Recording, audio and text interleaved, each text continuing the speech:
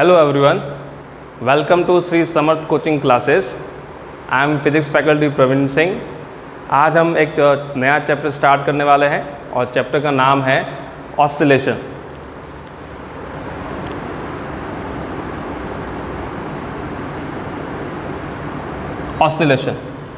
Oscillation को हम एक और नाम से जानते हैं, simple harmonic motion, in short SHM। तो ऑसिलेशन और SHM ये टर्म होती क्या है ये भी सीखेंगे। इसमें सबसे पहले हम एक टर्म को पढ़ते हैं और उसे हम बोलते हैं पीरियोडिक मोशन। अभी हमने मैकेनिक्स में बहुत सारे मोशन पढ़े, motion in straight line, motion in 2 dimension, projectile motion को भी हमने पढ़ा, सर्कुलर मोशन पढ़ा, रोटेशनल मोशन भी पढ़ा, साथ में हमने रोलिंग मोशन भी पढ़ा। अब उसी में आगे की तरफ एक नया मोशन पढ़ रहे हैं जिसे हम बोलते हैं पीरियोडिक मोशन। तो पीरियोडिक मोशन होता क्या है? तो the motion which repeat itself is known as periodic motion।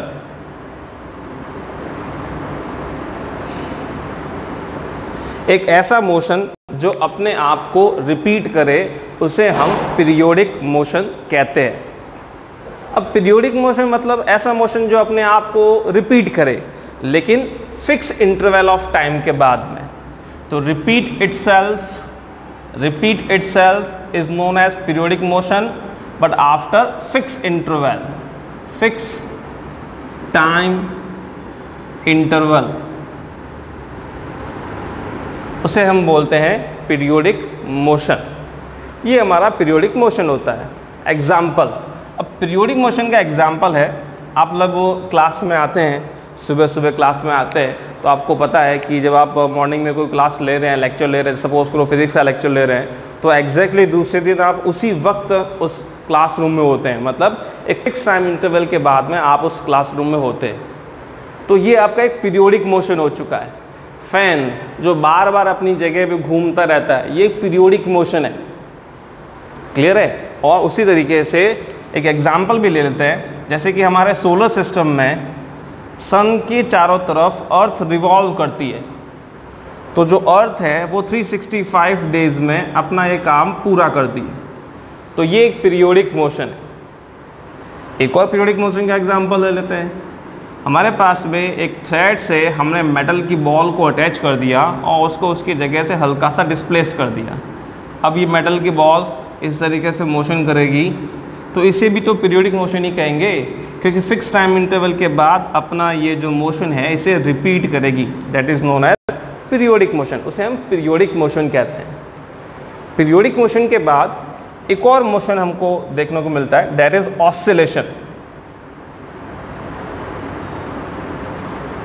Oscillation जो हमारा पीरियोडिक मोशन होता है, उस पीरियोडिक मोशन का एक स्पेशल टाइप होता है ऑसिलेशन। अब ये स्पेशल टाइप में है क्या? तो हमारे पीरियोडिक मोशन में फिक्स टाइम इंटरवल के बाद मोशन अपने आप को रिपीट करता है, और ऑसिलेशन में हमारा ऑब्जेक्ट एक फिक्स पॉइंट के around to and fro motion करता है।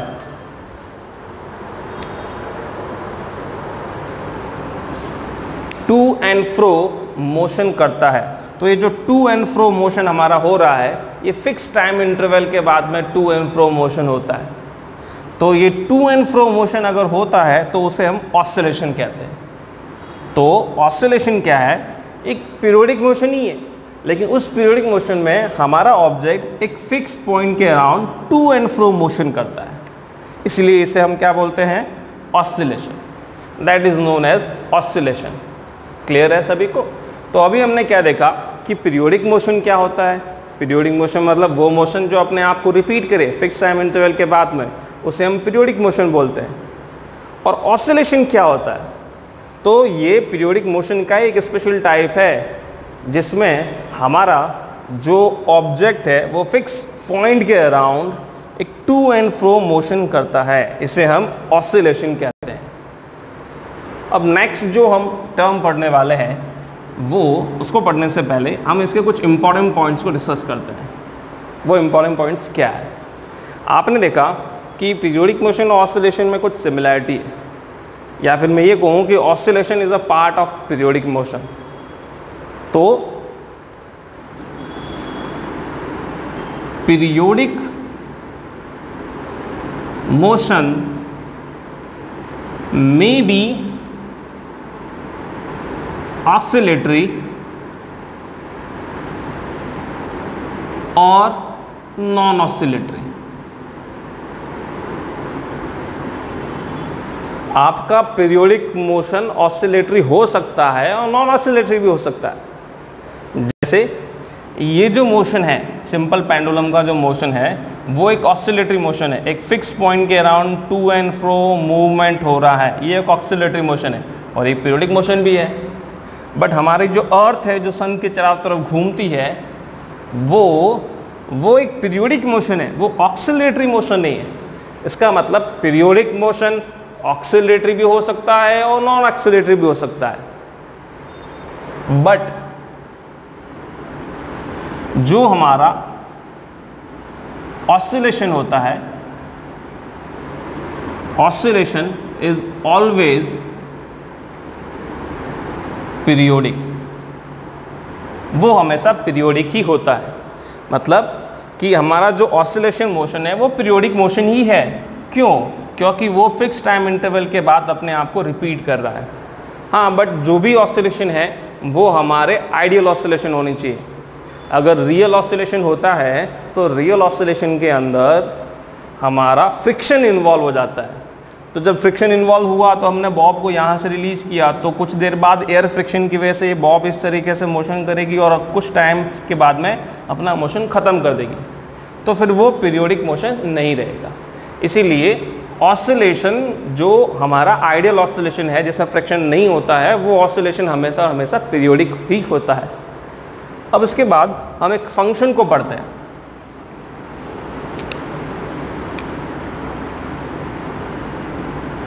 Periodic function.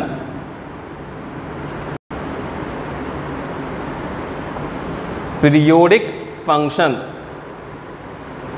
तो एक ऐसा फंक्शन जो अपने आप को रिपीट करे उसे हम पीरियोडिक फंक्शन कहते हैं। The function which repeat itself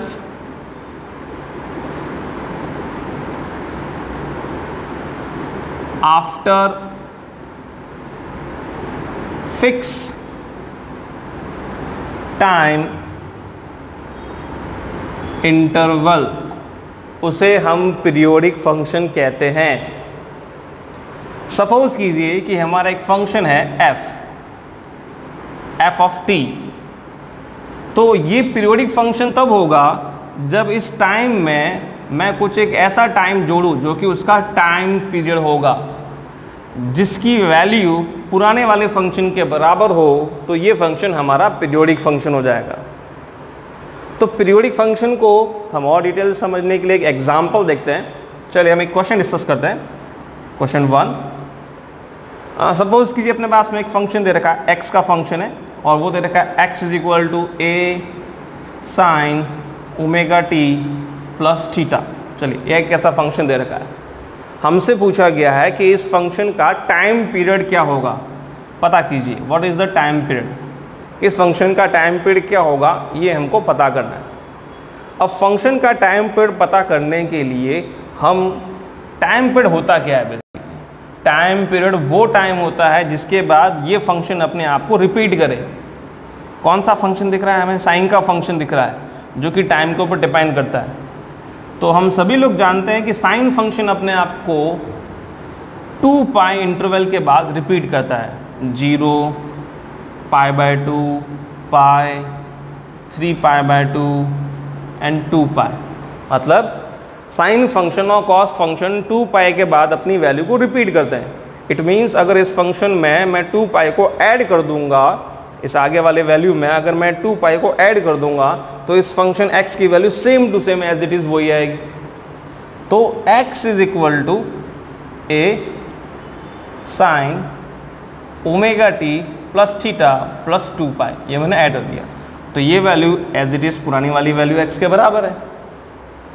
इस पीछे वाले एंगल में थोड़ा सा चेंज करते हैं, x is equal to a sine omega T plus theta plus 2 pi. तो ओमेगा टी प्लस 2 पाई को साथ पे लिख दिया, थीटा को पीछे की तरफ मेंशन कर दिया। यहाँ पर लिखा हमने a साइन, ओमेगा को कॉमन ले लिया, ओमेगा कॉमन लेने के बाद मिला t plus 2 pi by omega bracket plus theta. अब आप देखेंगे कि ओमेगा के आगे जो भी मल्टीप्लाई में टर्म दिख रही है वो एक टाइम है, वो है एक टाइम, और ये हमारी वैल्यू है x की। अब ये जो टाइम दिख रहा है जो हमने यहाँ मेंशन किया है, इसे हमने एक नया टाइम दे दिया t डैश प्लस थीटा। तो आपके t डैश की वैल्यू कितनी है? t dash is equal to t plus 2 pi by omega. ये नया टाइम, ये पुराना टाइम। तो नए टाइम में से पुराने टाइम को सब्ट्रैक्ट करने पे जो भी टाइम मिलेगा that is our fix time interval. ये हमारा फिक्स टाइम इंटरवल है और इसी को हम टाइम पीरियड कहते हैं। यही हमारा टाइम पीरियड होता है। तो हमारा टाइम पीरियड t, इसकी वैल्यू कितनी मिली हमें? 2 पाई बाय ओमेगा। ये हमें टाइम पीरियड की वैल्यू मिलती है। अब ये एक क्वेश्चन डिस्कस किया है, इसके बाद हम एक और क्वेश्चन डिस्कस करते हैं जिसमें भी हमको टाइम पीरियड निकालना है। चलिए question number 2, y is equal to, मैंने ले लिया sine omega T plus sine 2 omega T plus sine 3 omega T. अभी देखेंगे फिलहाल मैंने केवल एक सिंगल साइन फंक्शन लिया था, लेकिन अभी यहाँ पर 3 साइन फंक्शन को आपस में ऐड किया जा रहा है। तो जब इन 3 साइन फंक्शन को आपस में ऐड किया जा रहा है तो हमको एक रिजल्टेंट डिस्प्लेसमेंट y की वैल्यू मिल रही है। अब देखिए ज़रा कि y is equal to sine omega T plus sine 2 omega T plus sine 3 omega T, तीनों अलग अलग फंक्शन है। तो हम इन तीनों अलग अलग फंक्शन का टाइम पीरियड पता करते हैं। चलिए पहले वाले फंक्शन का टाइम पीरियड पता करते हैं। तो उसका नाम दे दिया मैंने t1। देखिए ज़रा साइन ओमेगा टी, यहाँ पर उसके आगे कुछ मल्टीप्लाई में कांस्टेंट टर्म थी, लेकिन पीछे क्या था? Sign omega T plus theta, कुछ टर्म थीटा की फॉर्म में थी। अब आप देखेंगे कि इसका हमें टाइम पीरियड क्या मिला था? 2 पाई बाय ओमेगा। इसका मतलब इसके लिए भी हमें टाइम पीरियड क्या मिलेगा? 2 पाई बाय ओमेगा। जब हम दूसरे वाले का टाइम पीरियड का नाम देते हैं t2, तो उसका टाइम पीरियड हमें क्या मिलेगा? 2 पाई बाय टाइम क्या है कि मल्टीप्लाई कितना है? 2 ओमेगा। तो उसके लिए हमको मिलेगा 2 ओमेगा। और थर्ड वाले की वैल्यू हम निकालेंगे तो वो होगा t3, और वो हमें मिलेगा 2 पाई बाय 3 ओमेगा। तो आप देख रहे हैं कि एक का टाइम पर t1, दूसरे का t2 और तीसरे का t3 आया है, और तीनों में कुछ ना कुछ रिलेशन है। देखते हैं क्या रिलेशन। अगर मैं t2 को 2 से मल्टीप्लाई कर दूं, t2 को 2 से मल्टीप्लाई कर दूं तो वो t1 के बराबर आ जाएगा। It means t1 is equal to twice t2। और t3 को 3 से मल्टीप्लाई कर दूं तो वो t1 के बराबर आ जाएगा। It means t1 is equal to thrice t3। तो t1, t2 और t3 इनमें रिलेशन है। क्या रिलेशन है? तो t1 जो है वो t2 का डबल है और t3 का ट्रिपल है। तो सबसे बड़ा टाइम पीरियड कौन सा है तीनों फंक्शन में? जो है वो t1 है। तो that is your time period. इस फंक्शन का, इस पूरे फंक्शन का जो टाइम पीरियड है that is t is equal to 2 pi by omega. ये इसका टाइम पीरियड है। क्यों ये टाइम पीरियड क्यों है? चलिए इसको समझते हैं। अगर हम ये बोलें कि ये इसका टाइम पीरियड है, तो इस टाइम पीरियड में ये फंक्शन एक बार अपने आप को रिपीट करता है, ये फंक्शन अपने आप को 2 बार रिपीट करता है, सेकेंड फंक्शन, और थर्ड जो फंक्शन है वो अपने आप को 3 बार रिपीट करता है। बट अगर हम पूरे की बात करें तो पूरा फंक्शन अपने आप को तब रिपीट करता है जब ये जो सबसे बड़ा टाइम पीरियड आता है 2π/ω, तब ये पूरा का पूरा फंक्शन अपने आप को रिपीट कर देता है। इसीलिए इस फंक्शन का जो टाइम पीरियड है दैट इज t = 2π/ω। अब आपके लिए कुछ होमवर्क है, मैं आपको 2 क्वेश्चन दे रहा हूँ, वो 2 क्वेश्चन आप होमवर्क में कीजिएगा। चलिए क्वेश्चन नंबर 3, ये जो पहला क्वेश्चन है उसी से मिलता जुलता क्वेश्चन है। x = a cos ωt/2 + 5, इसका टाइम पीरियड कितना है ये पता कीजिए। x = a cos ωt/2 + 5, इसका टाइम पीरियड कितना है ये पता कीजिए। एक और question, x = cos 2ωt + cos 4ωt + cos 6ωt, इसका टाइम पीरियड कितना है ये टाइम पीरियड भी आप पता कीजिए। तो आप इन 2 क्वेश्चनों को होमवर्क में करेंगे और जो भी आपका आंसर है वो आप कमेंट में मुझे बताएंगे, या फिर अपना जो व्हाट्सअप नंबर है आप उससे भी सेंड कर सकते हैं। तो अभी हमने देखा कि हमारा जो पीरियोडिक फंक्शन है वो पीरियोडिक फंक्शन वो फंक्शन होता है जो अपने आप को फिक्स टाइम इंटरवल के बाद में रिपीट करता है। तो ये अपने क्वेश्चन जिसमें टाइम पीरियड पता किया, इसे भी टाइम पीरियड पता किया, और ये जो दोनों क्वेश्चन है ये इसी के ऊपर बेस है। इन पीरियोडिक फंक्शन में एक इम्पॉर्टेंट पॉइंट्स है जो हमको डिस्कस करना है। देखिए इम्पॉर्टेंट पॉइंट्स,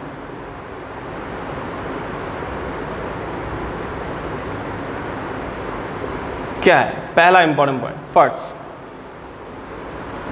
आप अगर किसी भी फंक्शन को जो कि पीरियोडिक हो किसी कांस्टेंट से मल्टीप्लाई करें तो उसके टाइम पीरियड में कोई चेंज नहीं आता।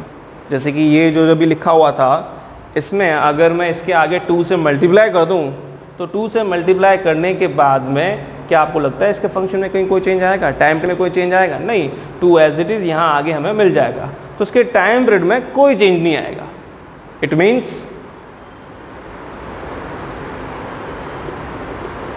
मल्टीप्लाई और divide by constant to periodic function does not change time period, ये इसके टाइम पीरियड को चेंज नहीं करता। सेकेंड इंपॉर्टेंट पॉइंट, अभी हमने देखा कि इसका मल्टीप्लाई और डिवाइड अगर हम किसी कांस्टेंट से करते हैं तो पीरियोडिक फंक्शन के टाइम पीरियड में कोई भी चेंज नहीं आता। सेकेंड पॉइंट ये है, हमने ये भी डिस्कस किया कि इस क्वेश्चन में देखा ये एक पीरियोडिक फंक्शन था, ये एक पीरियोडिक फंक्शन था, ये एक पीरियोडिक फंक्शन था, तो इन तीनों पीरियोडिक फंक्शन को हमने सम किया तो हमारा रिजल्टेंट भी तो पीरियोडिक फंक्शन आया।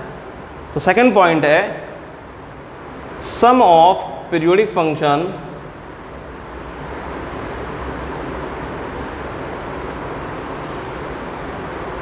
Is also periodic.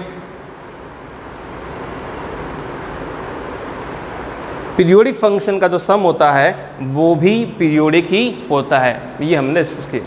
तो अभी देखेंगे हमने कितने पॉइंट डिस्कस किए, पीरियोडिक मोशन क्या होता है, ऑसिलेशन क्या होता है, पीरियोडिक फंक्शन क्या होता है, और उनके कुछ इंपॉर्टेंट पॉइंट जो है वो हमने डिस्कस किए। चलिए आगे की तरफ बढ़ते हैं। आप इसे एक बार पॉज करके नोट डाउन करना चाहें तो साथ साथ नोट डाउन भी कर सकते हैं। हम इसे रब कर रहा हूँ।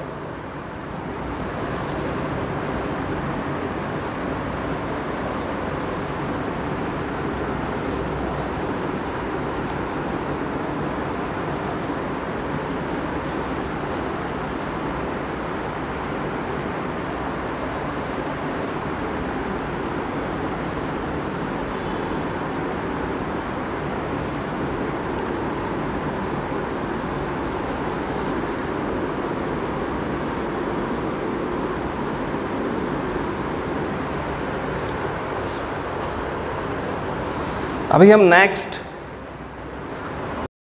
जो हमने पीरियोडिक फंक्शन पढ़ा उसके बाद हम पढ़ रहे हैं fourth point, SHM, simple harmonic motion. SHM basically दो टाइप के होते हैं, लीनियर SHM और दूसरा एंगुलर SHM। एंगुलर SHM को हम बाद में डिस्कस करेंगे, लेटरली इसी चैप्टर में डिस्कस करेंगे। फर्स्टली हम डिस्कस कर रहे हैं लीनियर SHM को, कि लीनियर SHM क्या होता है। बेसिकली SHM, अब हम जो डेफिनेशन बोलेंगे, लीनियर SHM बोले या नॉर्मली SHM बोले, एक ही बात है। तो SHM, इसकी डेफिनेशन क्या है, व्हाट इज द डेफिनेशन? तो it is special type of oscillation. मतलब अभी आपने देखा सबसे टॉप में था पीरियोडिक मोशन, उसके बाद उसका पार्ट आया ऑसिलेशन, और उसका भी एक स्पेशल टाइप आया जो है वो क्या है, SHM। तो it is special type of oscillation in which acceleration, जो भी हमारे ऑब्जेक्ट का एक्सेलरेशन है वो प्रोपोर्शनल होगा डिस्प्लेसमेंट के। It means it is a special type of oscillation in which acceleration is proportional to displacement and direction of acceleration is towards the fixed point। वही fix point जिसके around कोई भी object to and fro motion करता है, उसकी direction हमेशा उसी की तरफ होगी। तो ये एक SHM की डेफिनेशन है। तो SHM की डेफिनेशन क्या है, एक्सेलरेशन डिस्प्लेसमेंट के प्रोपोर्शनल होना चाहिए, बट एक्सेलरेशन की डायरेक्शन है वो कहाँ होगी, हमेशा फिक्स पॉइंट की तरफ होगी। इसको समझने के लिए हम एक डायग्राम से इसको समझते हैं। सपोज कीजिए कि आपका एक पार्टिकल इस फिक्स पॉइंट, जो कि यहाँ दे रखा है, फिक्स पॉइंट का नाम दे दिया मैंने O, इस फिक्स पॉइंट पे टू एंड फ्रो मोशन कर रहा है, टू एंड फ्रो मोशन कर रहा है। अब जब आपका ऑब्जेक्ट मोशन करता हुआ इधर पहुँच जाएगा तो आप डिस्प्लेसमेंट यहाँ से इधर मापेंगे, बट उसका एक्सेलरेशन जो है वो इस तरफ होगा। ये डिस्प्लेसमेंट होगा तो एक्सेलरेशन हमेशा कहाँ होगा, सेंटर पॉइंट की तरफ। जब आपका पार्टिकल इस साइड में होगा, लेफ्ट हैंड साइड में, सपोज कर लीजिए यहाँ पर था, तब आप डिस्प्लेसमेंट यहाँ से मेजर करेंगे तो आपका डिस्प्लेसमेंट लेफ्ट हैंड साइड में है, but at the same time acceleration कहाँ पर है, towards the fix point. It means acceleration is always and always towards the fix point. इसको हम एक एग्जाम्पल से समझते हैं कि बेसिकली SHM होता क्या है। आइए इसको डिस्कस करते हैं। एक फ्रिक्शनलेस सरफेस पे साइड की वॉल पे स्प्रिंग को अटैच कर दिया हमने एक ब्लॉक से। ब्लॉक का मास है m, स्प्रिंग का स्प्रिंग कांस्टेंट है k। फिलहाल ये ब्लॉक रेस्ट में है, कोई मोशन नहीं कर रहा। तो रेस्ट में है तो जिस भी पोजीशन पे है उसका नाम दे दिया मैंने O। इस जगह पे इस पर कोई फोर्स नहीं लग रहा, नो फोर्स। इट मीन्स ये फिलहाल इसकी मीन पोजीशन या फिक्स पॉइंट पर है, जो हमारा particle to and fro motion करता है उसका फिक्स पॉइंट। तो ये फिक्स पॉइंट मीन पोजीशन पे है। जैसे ही हम हमारे इस ब्लॉक को इसकी मीन पोजीशन से डिस्प्लेस करेंगे, इसकी मीन पोजीशन हमने इसको डिस्प्लेस कर दिया, तो आपने देखा स्प्रिंग को एक्सपेंड कर दिया। स्प्रिंग को एक्सपेंड करते ही स्प्रिंग में पीछे की तरफ स्प्रिंग फोर्स लगेगा, जिसका मैग्नीट्यूड k इंटू एक्स के बराबर होगा, जहाँ पर x जो है वो मीन पोजीशन से डिस्टेंस होगी। तो अभी आपने ऑब्जर्व किया कि जो ब्लॉक है उस पर मीन पोजीशन की तरफ फोर्स लग रहा है। फोर्स अगर मीन पोजीशन की तरफ लग रहा है तो एक्सेलरेशन भी मीन पोजीशन की तरफ ही होगा। इस वजह से सॉरी जो आपका पार्टिकल है वो यहाँ पर, मतलब ऑब्जेक्ट जो है वो यहाँ पर है, इस पर फोर्स लगा तो वो मीन पोजीशन की तरफ शिफ्ट होना स्टार्ट किया। मतलब हमने फोर्स लगा के इसको पीछे एक्सपेंड करके फिर छोड़ दिया, तो ये यहाँ पर आएगा। जब ये ब्लॉक यहाँ पर आएगा तो क्या होगा, ऑब्जेक्ट पे फोर्स लगा, डिस्प्लेसमेंट हुआ, मतलब वर्क डन हुआ। तो वर्क डन होते ही इस ब्लॉक ने काइनेटिक एनर्जी गेन कर दी। तो जब ब्लॉक काइनेटिक एनर्जी गेन कर देगा तो ब्लॉक कभी भी मीन पोजीशन पे रुकेगा नहीं, क्योंकि उस वक्त उसके पास में काइनेटिक एनर्जी है, और काइनेटिक एनर्जी की वजह से वो रुकेगा नहीं, चलता रहेगा। तो जब वो चलेगा तो वो स्प्रिंग को फर्दर कंप्रेस कर देगा, और कंप्रेस करने के बाद वो इस जगह पे आके रुक जाएगा।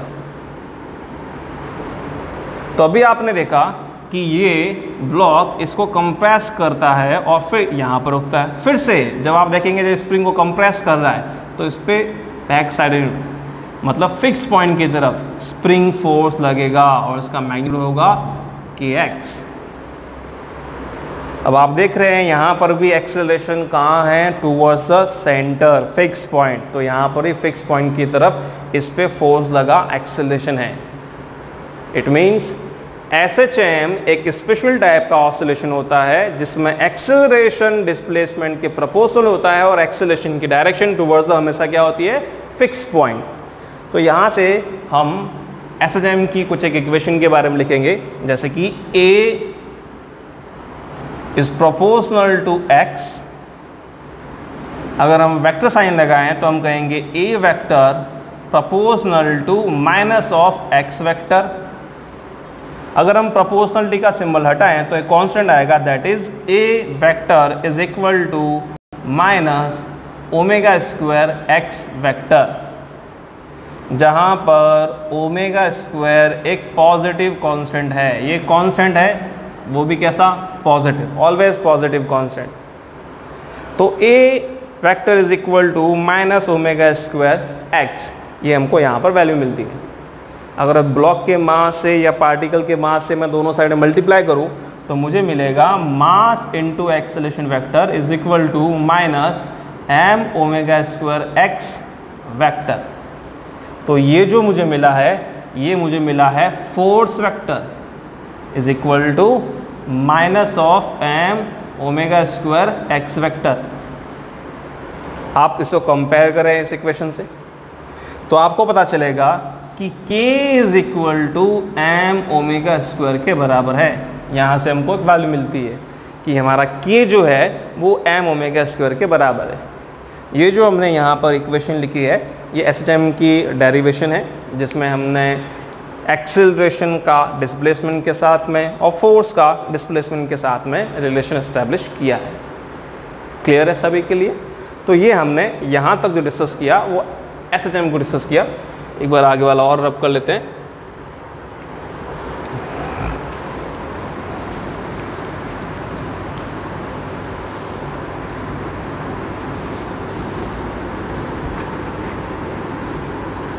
ऑसिलेशन एक इम्पॉर्टेंट चैप्टर है जेईई मेंस और नीट एग्ज़ाम के हिसाब से। इसमें आपको बहुत सारे क्वेश्चन देखने को मिल जाते हैं। जब हम जेईई मेंस के एग्ज़ाम का एनालिसिस करते हैं तो हमको पता चलता है कि SHM and wave, oscillation and wave से मोस्टली क्वेश्चन इस एग्ज़ाम में पूछे गए हैं। चलिए अब हम आगे की तरफ कुछ पॉइंट्स को डिस्कस करते हैं।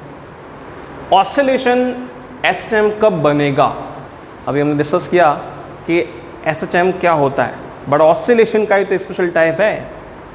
तो ऑसिलेशन SHM कब बनेगा? जब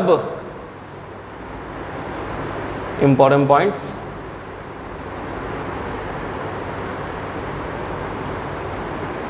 तो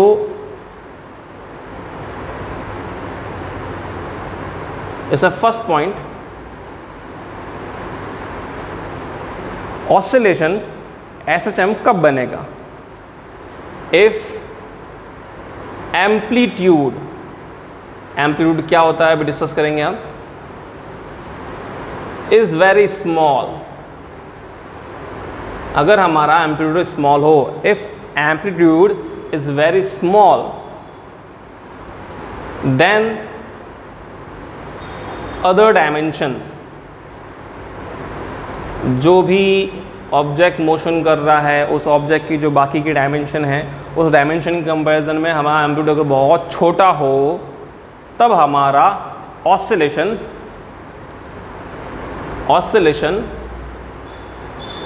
कन्वर्ट हो जाएगा एसएचएम में, लेकिन ये सिंगल पॉइंट ही नहीं है, दूसरा पॉइंट भी होना कंपलसरी है। और दूसरा पॉइंट कौन सा है? दूसरा पॉइंट है कि acceleration is proportional to minus of x. Acceleration vector is proportional to minus of x vector, तब जाके हमारा ऑसिलेशन एसएचएम में कन्वर्ट होता है।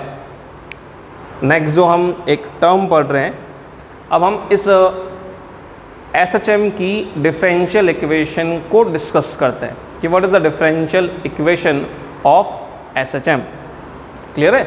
चलिए स्टूडेंट्स, नेक्स्ट पॉइंट है हमारा, फिफ्थ पॉइंट बोल देते हैं इसे।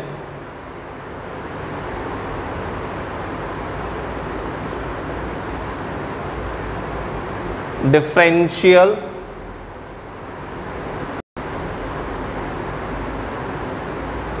Equation of SHM. एसएचएम की डिफरेंशियल इक्वेशन। अभी आपने देखा कि हमने यहाँ पर एक डेरिवेशन किया जिसमें हमने लिखा ए, चलिए मैग्नीट्यूड की फॉर्म में लिख लेते हैं, ए इज इक्वल टू, या a vector is equal to minus of omega square x. Acceleration is equal to minus omega square x. क्या एक्सेलरेशन को डिस्प्लेसमेंट की फॉर्म में लिखा जा सकता है? यस। कैसे लिख सकते हैं? सभी लोग जानते हैं acceleration a is equal to होता है dv बाय dt, या double differentiation of displacement. Double differentiation of displacement, ये भी एक्सेलरेशन ही होता है, मतलब हमने एक्सेलरेशन को डिस्प्लेसमेंट की फॉर्म में चेंज कर दिया। तो एक ही जगह मेंशन करते हैं double differentiation of displacement is equal to minus omega square x. तो ये हमारी डिफरेंशियल इक्वेशन है। मतलब अगर हमें कोई फंक्शन दे रखा हो और अगर उस फंक्शन का acceleration a is equal to minus omega square x के बराबर आ जाए, तो समझ लीजिए कि वो हमारा जो फंक्शन है वो एसएचएम का फंक्शन है, क्योंकि ये एसएचएम की इक्वेशन है, पर हमने इस इक्वेशन को डिफरेंशियल फॉर्म में कन्वर्ट किया है। अब फर्दर अभी हमने देखा कि हमारा x और यहाँ पर ओमेगा स्क्वायर, तो अभी हम इस इक्वेशन में x और टाइम का एक रिलेशन इस्टेब्लिश करेंगे। तो मुझे x और टाइम का रिलेशन चाहिए। सबसे पहले मैं इस इक्वेशन से वेलोसिटी की वैल्यू फाइंड आउट करूँगा। तो यस, डेफिनेटली हम इसे इस वेलोसिटी की वैल्यू इजीली फाइंड आउट कर सकते हैं। सभी लोग जानते कि ये जो इक्वेशन मेंशन की हुई है इसे हम ये भी मेंशन कर सकते हैं, dv by dt is equal to minus omega square x, because dv by dt is equal to acceleration. Differentiation of velocity is equal to acceleration. तो आगे की तरफ ये जो वेलोसिटी दे रखी है इसमें हम वेलोसिटी की वैल्यू फाइंड आउट करना चाहते हैं। बेसिकली हमारा जो टारगेट है वो वेलोसिटी का रिलेशन पता करना, वो हमारा टारगेट है। हमारे पास में ये जो रिलेशन आया है, इस रिलेशन को हम थोड़ा सा मॉडिफाई करेंगे। जैसे कि ये जो रिलेशन लिखा गया इसे हम ये भी लिख सकते हैं, a is equal to dv by dt, ऊपर नीचे dx से मल्टीप्लाई कर दिया तो dx बाय dt हो चुका है v। तो हम मेंशन कर सकते हैं a is equal to v dv by dx। तो इस इक्वेशन को लिखते हैं v dv by dx is equal to minus omega square x. अब फर्दर हम इस इक्वेशन में v dv dx को उधर ट्रांसफर कर दिया तो हमें मिला minus omega square x dx। Integration का सिंबल यूज कर लिया, इंटीग्रेट किया, हमें मिलता है v स्क्वायर बाय 2। सभी को इंटीग्रेशन आना ही चाहिए। v dv का इंटीग्रेशन होता है v square by 2 is equal to minus omega square x square by 2 plus constant. अब इस कॉन्स्टेंट की वैल्यू हम पता करेंगे। अभी आपको एक इम्पॉर्टेंट बात ये भी देखनी है कि जब पार्टिकल एसएचएम करता है तो आप देखेंगे कि जब हमने इस ब्लॉक को यहाँ से डिस्प्लेस किया तो ब्लॉक मूव करते हुए यहाँ आता है। जब मीन पोजीशन पे ब्लॉक होता है तो ब्लॉक की वेलोसिटी ज़ीरो नहीं होती है, क्योंकि उसके पास कुछ काइनेटिक एनर्जी होती है। बट जब वो फर्दर आगे मूव करके एक्सट्रीम पोजीशन मतलब एंड पॉइंट पे आता है तो स्प्रिंग को पूरा कंप्रेस, जितना कंप्रेस कर सकता है उतना कंप्रेस कर लेता है, और वो कंप्रेस करने के बाद में जो आपका ब्लॉक है वो रुक जाता है। तो फाइनली जहाँ पर उसका मैक्सिमम डिस्प्लेसमेंट होता है ब्लॉक का, वहाँ पर आपका ब्लॉक रुक चुका है। तो जब ब्लॉक रुक चुका है तो मैक्सिमम डिस्प्लेसमेंट को हम एम्पलीट्यूड कहते हैं, और उस वाले सिचुएशन में हमारे ब्लॉक की वेलोसिटी क्या होती है? 0। मतलब जब हमारा x डिस्प्लेसमेंट एम्पलीट्यूड के बराबर हो, मैक्सिमम डिस्प्लेसमेंट हो, तब वेलोसिटी की वैल्यू क्या होती है? 0। चलिए उसी से हम c की वैल्यू फाइंड आउट करेंगे। If x is equal to a, मतलब डिस्प्लेसमेंट एम्पलीट्यूड के बराबर हो, तो वेलोसिटी की वैल्यू कितनी होती है? 0। मेंशन कर दिया। 0 is equal to minus omega square a square by 2 plus c. Then हमें c की वैल्यू मिलती है omega square a square by 2। ये वाली वैल्यू हम यहाँ पर पुट करते हैं, हमें मिलेगा v square by 2 is equal to minus omega square x square by 2 plus omega square a square by 2। Omega square by 2 को कॉमन ले लिया, हमें मिला a square minus x square, और यहाँ मिला v स्क्वायर बाय 2। 2 से 2 cancel out. Then v square या रूट निकाल लेते हैं। v is equal to omega root over a square minus x square. तो अभी देखेंगे कि हमने एक रिलेशन इस्टेब्लिश किया है वेलोसिटी और डिस्प्लेसमेंट के बीच में। ये हमने वेलोसिटी और डिस्प्लेसमेंट के बीच में एक रिलेशन इस्टेब्लिश किया। इनिशियली एक्सेलरेशन और डिस्प्लेसमेंट के बीच में रिलेशन था, अभी हमने वेलोसिटी और डिस्प्लेसमेंट के बीच में एक रिलेशन इस्टेब्लिश किया है। एक्सेलरेशन और वेलोसिटी को डिटेल में हम बाद में समझेंगे, फिलहाल इसको हम और कन्वर्ट करते हैं। तो अभी जो हमारे पास में दिख रहा है v, इसे हम चेंज करते हैं, इसे हम लिखते हैं dx by dt is equal to omega root over a square minus x square. इसको इधर ट्रांसफर कर दिया, dt को इधर ट्रांसफर कर दिया, dx divided by a square minus x square is equal to omega into dt। Further इस term का हम इंटीग्रेशन करेंगे, तो इंटीग्रेशन का सिंबल यूज कर लिया हमने। ये जो टर्म है इसका इंटीग्रेशन होता है sine inverse x by a is equal to omega into t, और प्लस एक कांस्टेंट वो दे दिया हमने फाई या थीटा। हमने ऐसा क्यों मेंशन किया? क्योंकि ओमेगा इंटू टाइम जो होता है वो एंगल होता है, इसलिए जो आगे कांस्टेंट भी आएगा वो भी एंगल ही होगा, क्योंकि एंगल के अंदर ही एंगल को ऐड कर सकते हैं। आगे हम साइन इनवर्स को तो ट्रांसफर करते हैं, तो x by a is equal to sine omega T plus theta. And finally हमें जो इक्वेशन मिलती है वो मैं यहाँ पर मेंशन कर रहा हूँ, देखिएगा आप। x is equal to a sine omega T plus theta, ये हमने हमारी एक इक्वेशन मेंशन कर दी। देखिए हमने कौन से रिलेशन इस्टेब्लिश की है। तो अभी आप देख रहे हैं कि डिफरेंशियल इक्वेशन हमने यहाँ पर डेराइव की थी, और डिफरेंशियल इक्वेशन के अंदर आपने देखा कि ये डिफरेंशियल इक्वेशन थी, एक्सेलरेशन और डिस्प्लेसमेंट का रिलेशन निकाला, वेलोसिटी एंड डिस्प्लेसमेंट का रिलेशन निकाला, और सबसे लास्ट में हमने डिस्प्लेसमेंट एंड टाइम का रिलेशन निकाला है। तो ये हमें यहाँ पर डिफरेंशियल इक्वेशन से डिफरेंट फॉर्म ऑफ स्ट्रक्चर मिल रहे हैं। इसमें इंपॉर्टेंट इक्वेशन जो भी है उसमें मैं स्टार लगा रहा हूँ, आप इन्हें नोट डाउन कर दीजिए।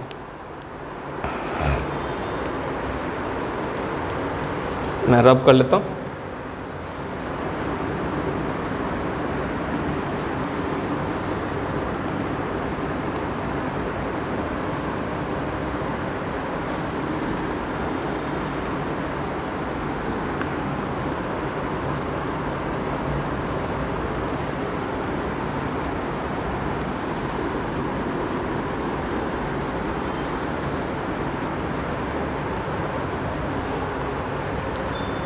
कर लिया होगा आपने नोट डाउन, पॉज करके आप कर सकते हैं। तो हमने जो भी रिलेशन निकाले हैं उन्हें मैं एक बार फिर से यहाँ पर मेंशन करता हूँ, एक बार आप देखिएगा। a is equal to minus omega square x, v is equal to omega root over a square minus x square, x is equal to a sine omega T plus theta. ये हमारे relation आ चुके हैं। इस equation को मैं differentiate करके फिर से मैं एक्सेलरेशन की वैल्यू निकाल सकता हूँ। अभी आपने देखा है एक्सेलरेशन और डिस्प्लेसमेंट का रिलेशन है, वेलोसिटी एंड डिस्प्लेसमेंट का रिलेशन है, ये डिस्प्लेसमेंट एंड टाइम का रिलेशन है। तो मैं इसे डिफरेंशिएट करता हूँ और डिफरेंशिएट करके वेलोसिटी एंड टाइम का रिलेशन नोट डाउन करते हैं। तो डिफरेंशिएशन किया, अगर हमने x को डिफरेंशिएट किया तो dx by dt that is equal to velocity is equal to जो हमारा राइट हैंड साइड है वहाँ मिलेगा a, साइन का डिफरेंशिएशन हमें मिलता है cos omega T plus theta. Further फिर से इसका डिफरेंशिएशन किया, थीटा कांस्टेंट का डिफरेंशिएशन 0, ओमेगा टी का डिफरेंशिएशन ओमेगा, तो वो ओमेगा हमें यहाँ मल्टीप्लाई में लिखना है, ये हमने मेंशन कर दिया। एक बार फिर से डिफरेंशिएशन किया तो हमने dv by dt that is equal to a, मतलब वेलोसिटी का डिफरेंशिएशन करने में हमको मिलता है एक्सेलरेशन। इसको डिफरेंशिएट किया तो इसको डिफरेंशिएट करने में मिलता है a इंटू ओमेगा, कॉस का डिफरेंशिएशन होता है माइनस साइन, तो चलिए माइनस साइन अलग लगा देता हूँ, और कॉस का sine sine omega T plus theta. फिर से इसका डिफरेंशिएशन, थीटा का डिफरेंशिएशन फर्दर जिसे हम बोलते हैं एडिशनल डिफरेंशिएशन। थीटा का डिफरेंशिएशन हो चुका है 0, ओमेगा टी का ओमेगा, तो ओमेगा मल्टीप्लाई करेगा तो हो जाएगा ओमेगा स्क्वायर। तो इस तरीके से हमें इस चैप्टर की जो इम्पोर्टेंट इक्वेशन है वो यहाँ पर देखने को मिलती है। These are the important equation of this chapter. आगे हम कुछ टर्म को पढ़ते हैं, जैसा अभी मैंने बोला एम्पलीट्यूड, टाइम पीरियड, डिस्प्लेसमेंट, तो इन्हें हम डिटेल से एनालिसिस करते हैं। चलिए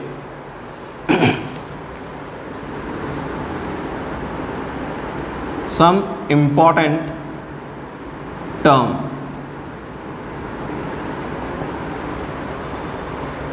सबसे फर्स्ट टर्म जो हम पढ़ते हैं दैट इज एम्पलीट्यूड, कि एम्पलीट्यूड होता क्या है। जब भी हमारा ऑब्जेक्ट एसएचएम करता है तो उसके लिए मैं साइड में एक डायग्राम बनाता हूँ जिससे आपको ये सारी बातें समझ में आए। ये हमारी मीन पोजीशन है और हमारा ऑब्जेक्ट राइट हैंड साइड में मैक्सिमम यहाँ तक जाता है और लेफ्ट हैंड साइड में मैक्सिमम यहाँ तक जाता है। तो जो डिस्प्लेसमेंट है उसका मैक्सिमम वैल्यू है, उस मैक्सिमम वैल्यू को हम एम्पलीट्यूड कहते हैं, और इस साइड में आ जाएगा x is equal to minus A.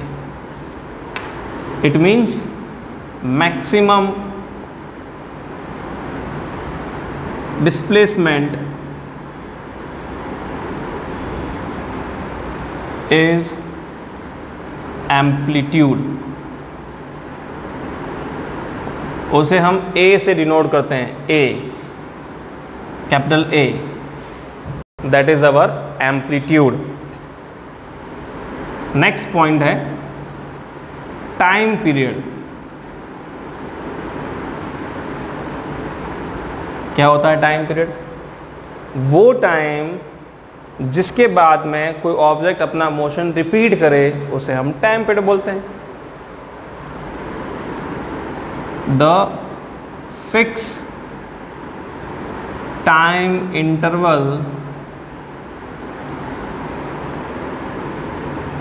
After that object repeat its motion, उसी को हम टाइम पीरियड बोलते हैं, time period T। Next term frequency.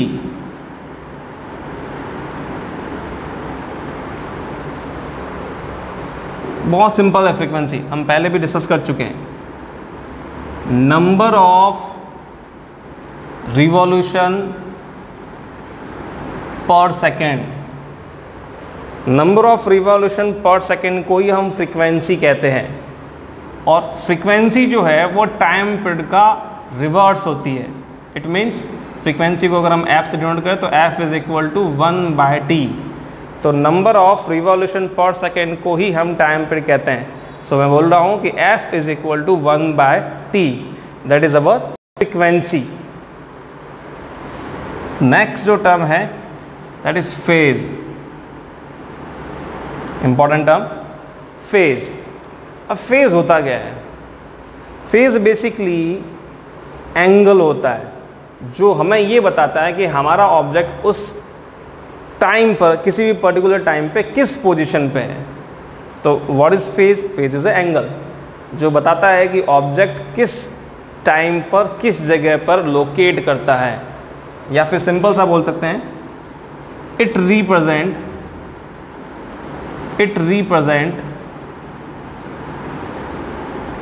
Position of object. इसको डिटेल से समझने के लिए मैं एक इक्वेशन लिख रहा हूं, आप उस इक्वेशन को देखें। x is equal to a sine omega T plus theta. तो यहाँ में जो अपने पास में x है दैट इज डिस्प्लेसमेंट। अब जब अलग अलग टाइम लेंगे तो अलग अलग टाइम पे आपको साइन फंक्शन की अलग अलग वैल्यू मिलेगी, इसीलिए उसका डिस्प्लेसमेंट चेंज होता रहेगा। बट इस फंक्शन की मैक्सिमम वैल्यू कितनी होती है? 1। जैसे ही आपने 1 रखा तो x इज इक्वल टू कितना आ गया? a क्या हो गया? Amplitude. What is a? Amplitude. और ये जो टर्म आपको पीछे की तरफ दे रखी है यही फेज है, क्योंकि यही हमें बताता है कि हमारा जो ऑब्जेक्ट है वो किस पोजीशन पे लाई कर रहा है। जैसे आप टाइम की वैल्यू पुट करेंगे तो अलग अलग टाइम पे आपको अलग अलग डिस्प्लेसमेंट मिलेगा। तो ये जो पीछे वाली टर्म है omega T plus theta that is your phase. और यहाँ जो थीटा है वो है आपका initial phase. Initial phase, starting का फेज कितना है। जब आप t की वैल्यू 0 पुट करेंगे तो ये पूरा का पूरा केवल थीटा ही बचेगा। तो थीटा क्या होगा? अपना इनिशियल फेज। और अगर ये जो आपको दिख रहा है x, तो x आपका डिस्प्लेसमेंट है। इस वाले फंक्शन की मैक्सिमम वैल्यू जैसे भी होगी हम उसे चेंज करके इस टर्म को समझेंगे। क्लियर है आपके लिए, सबके लिए? चलिए यहाँ तक काफ़ी है। बहुत बहुत धन्यवाद। Thank you very much.